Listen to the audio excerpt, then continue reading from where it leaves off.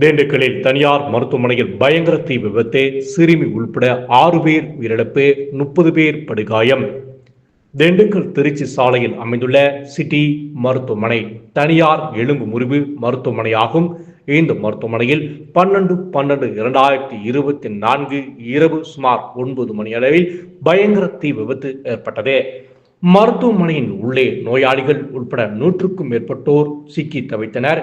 இந்த நிலையில் தீ விபத்தில் சிக்கிய நோயாளிகள் மற்றும் நோயாளிகளுடன் உடன் இருந்தவர்கள் அனைவரும் விரைவாக ஆம்புலன்ஸ் மூலமாக அரசு மருத்துவக் கல்லூரி மருத்துவமனைக்கு மற்றும் தனியார் மருத்துவமனைக்கு கொண்டு செல்லப்பட்டனர்.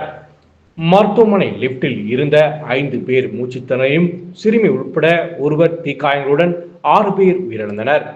இந்த விபத்தில் இதுவரை 6 பேர் உயிரிழந்துள்ளதாக முதல்கட்ட தகவல் வெளியாகியுள்ளது. சம்பவ இடத்திற்கு விரைந்து வந்த 3 தீயணைப்பு வாகனம் மற்றும் 30க்கும் மேற்பட்ட வீரர்கள் தீயை அணைத்து கட்டுக்குள் கொண்டு வந்து பெரும் சேதத்தை தவிர்த்தனர். மேலும் 20க்கும் மேற்பட்ட அவசர ஊர்திகள் விரைந்து வந்து பாதிக்கப்பட்ட நோயாளிகளை மீட்டு அரசு மற்றும் தனியார் மருத்துவமனையில் கொண்டு சேர்த்தனர். சம்பவ இடத்திற்கு ஊரக வளர்ச்சித்துறை அமைச்சர் ஐ. பெரியசாமி, உணவுத்துறை அமைச்சர் சக்கரபாணி, பழனி சட்டமன்ற உறுப்பினர் ஐ. பி. செந்தில்குமார், பேரிடர் மேலாண்மை இயக்குனர் விசாகன் உள்பட பலர் விரைந்து வந்து பாதிக்கப்பட்ட நோயாளிகளின் நலம் விசாரித்து அவர்களுக்கு ஆறுதல் தெரிவித்தனர்.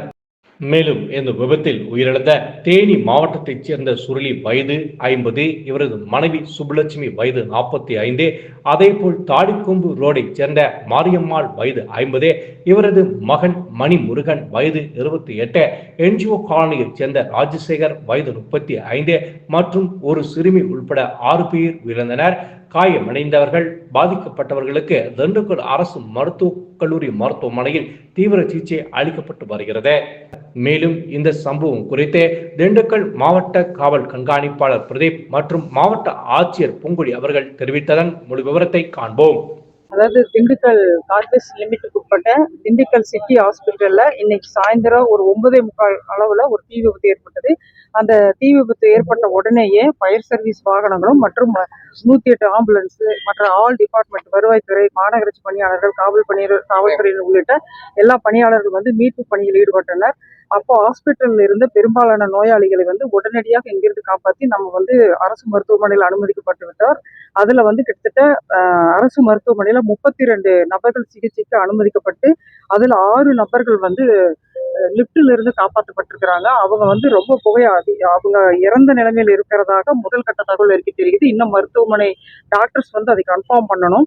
32 பேருக்குல 6 பேர் மட்டும் இந்த மாதிரி டாக்டர்ஸ் கன்ஃபார்ம் பண்ணணும். மீதி இருக்கிறவங்க வந்து 3 நபர்கள் வந்து வெண்டிலேட்டர் உதவியோட தீவிர சிகிச்சை பிரிவில் இருக்கிறாங்க. 23 நபர்கள் வந்து நல்ல நிலைமையில இருக்கிறாங்க. அது போக செயின்ட் ஜோசப் மருத்துவமனையில 2 பேரும், நலம் மருத்துவமனையில் ஒருத்தரும் இருந்து நல்ல நிலைமையில அனுமதிக்கப்பட்டு சிகிச்சை பெற்று வருகிறார்கள். சம்பவ இடத்துல வந்து இந்த சிட்டி ஹாஸ்பிட்டல்ல இப்போதைக்கு இதுக்கு மேல யாரும் இல்லைங்கிறத நாங்க கன்ஃபார்ம் பண்ணிட்டோம்.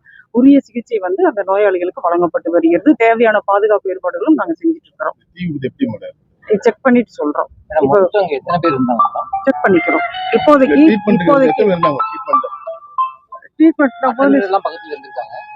எல்லாருமே வெளியேறிட்டாங்க. ஹாஸ்பிட்டல் அட்மிட் ஆனவங்கள மட்டும் ஒரு 32 பேருக்குல 6 பேர் வந்து அவங்களுடைய உயிரோடு இருக்கிறாங்களா இல்லையாங்கிறத செக் பண்ணி டாக்டர்ஸ் சொல்லணும். மீதி இருக்கிறவங்க எல்லாருமே ஒரு 3 பேர் மட்டும் வெண்டிலேட்டர் உதவி அவங்களுக்கு இருக்குது. மீதி இருக்கிற எல்லாருமே 3 ஹாஸ்பிட்டல்லையுமே நல்ல நிலைமையில இருக்கிறாங்க. அவங்களுக்கு ட்ரீட்மெண்ட் போயிட்டு இருக்குது. அதுக்கப்புறம் ஒரு ட்ரீட்மெண்ட் பொறுத்து தான் சொல்ல முடியும். பட் நல்ல நிலைமையில இருக்கிறதாக டாக்டர்கள் வந்து முதல் கட்டமா தெரிவிச்சிருக்கிறாங்க. சீரியஸ்ன்னு எதுவும் சொல்லல. 3 பேர் வெண்டிலேட்டர்ல இருக்கிறாங்க. மீதி இருக்கிறவங்க வந்து நல்ல நிலைமையில ட்ரீட்மெண்ட்ல இருக்கிறாங்க. அவங்க எல்லாம் ஸ்மோக் பண்ணுனாங்க. அந்த பதட்டம், பயம், அந்த தீ விபத்து ஏற்பட்டுன்னு அங்கே இங்கே ஓடுனதில் ஏற்பட்டு இருக்கிறாங்களான்னு செக் பண்ணணும். இதெல்லாம் முடிச்சதுக்கு அப்புறம் நான் சொல்றேன். அரசு தரப்புல என்ன நாங்க எல்லாருமே இங்க வந்து குழுமி இருக்கிறோம் இல்லையா. இது வந்து நம்மளுடைய மாண்புமிகு தமிழக முதலமைச்சரோட உத்தரவின்படி மதுரையிலிருந்து அரசு மருத்துவமனை மருத்துவர்கள்லாம் இங்க வந்துட்டு இருக்கிறாங்க. ஆண்டிவேல இருக்கிறாங்க. அவங்களும் வந்து இங்க ட்ரீட்மெண்ட் கொடுக்க போறாங்க. அதே மாதிரி நம்ம திண்டுக்கல் ஹாஸ்பிட்டல்ல இருக்கிற டாக்டர்ஸ் எல்லாருமே வந்து பக்கத்துல இருக்கிற ஹாஸ்பிட்டல்ஸ்ல இருக்கிறவங்க எல்லாருமே வந்து இங்க ட்ரீட்மெண்ட்டுக்கு இங்க வந்திருக்கிறாங்க. நோயாளிகளுக்கு வந்து நல்ல சிறப்பான முறையில மருத்துவ வசதி கொடுக்கணும்னு சொல்லி நம்மளுடைய தமிழக அரசு உத்தரவின் அடிப்படையில நாங்க இப்ப அது வந்து செஞ்சுட்டு இருக்கிறோம். முதல் ப்ரையாரிட்டி ரெஸ்கியூ போயிட்டு இருக்கு. ரெஸ்கியூ நாங்கள் ஓரளவுக்கு மேக்ஸிமம் எல்லாத்தையும் பண்ணிட்டோம். அடுத்து வந்து அவங்களுக்கு வந்து நல்ல மருத்துவ இது கொடுக்கணும்.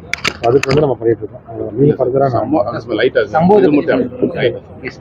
சம்பவம் ஒன்றும்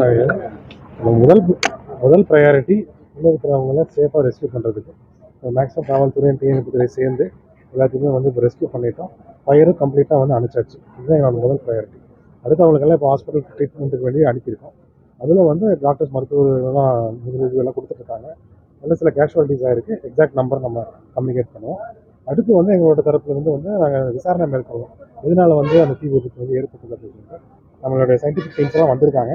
உள்ளே போயிட்டு எந்த காரணத்தினால வந்து தீ வந்து ஆரம்பிச்சது அப்படிங்கிறத நம்ம விரிவாக வந்து ஆய்வு செய்யணும். அது டீம் போயிருக்காங்க. ஸோ அதுதான் அடுத்த கட்ட நடவடிக்கை. அதுதான் நான் சொன்னேன் இல்லையா, நம்ம சயின்டிஃபிக் டீம் இருக்காங்க. அவங்க விசாரணை பண்ணும்போது தான் எந்த அடிப்படையிலேருந்து அந்த தீ விபத்து வந்து ஆரம்பிச்சது அப்படிங்கிறது நமக்கு தெரியும். நிர்வாகத்தில் இல்லை அவங்க வந்து நிர்வாகத்தில் இருக்காங்க. அவங்களும் நம்ம கூப்பிட்டு விசாரிச்சுட்டு தான் இருக்கோம். எல்லாமே அங்கே பேசணும், எல்லாமே வெளியேற்றியாச்சு. இப்போ யாரும் இல்லை, எல்லாத்துக்குமே வந்து வெளியேற்றியாச்சு. நன்றி. தேங்க்யூ.